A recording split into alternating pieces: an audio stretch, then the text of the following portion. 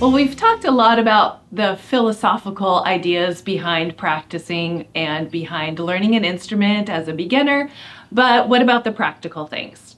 We need to know how to sit at the piano, how far, and how high, and a lot of those things. So I'm happy to demonstrate that today so that you can get your students set up practically on their instrument at home. One of the things we learned when we went online during COVID times was the setup that families had. And I just want to say, parents, you are all doing the best you can with the knowledge that you have, but we did see some pretty interesting setups with kids that were sitting on the floor, maybe even laying down, and that's not how we want to get your child set up to have the best practice experience and the best practical way of setting up their instrument. So what we want to do first is we want to check our distance from the piano. The best way to describe that to a student is to tell them to pretend like they're a superhero, Superman in particular, and how he puts his arms out like he's gonna fly. So arms would be straight out in front of the child, and then their knuckles are touching a place on the piano called the fall board.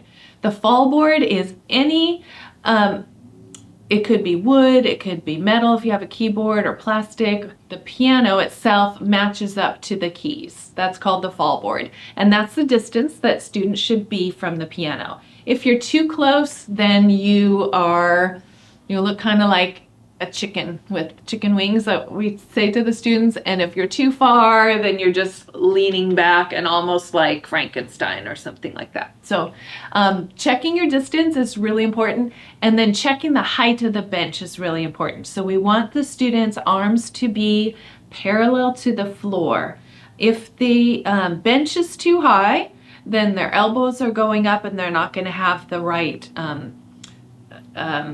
strength with their arm to be able to play, same as if the bench is too low. Their elbows are down, they're playing with their fingers. And actually the misnomer about learning how to play the piano is that you're not using your fingers to get the sound. You are, but really you're using the weight of your arm.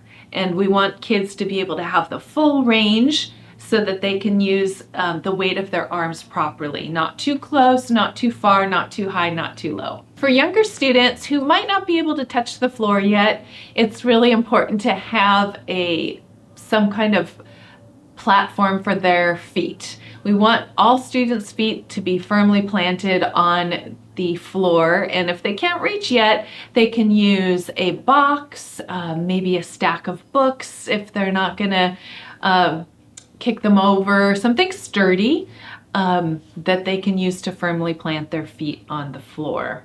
Another area to keep an eye on is where the student's body is on the piano bench. We ideally want to have students sitting on the front third of the bench. Not too much in the middle, or definitely not too far back. When a student is sitting too far back, their legs are too established to the piano bench and they don't have the mobility that they need to be able to move with the music that they're playing and to have that flexibility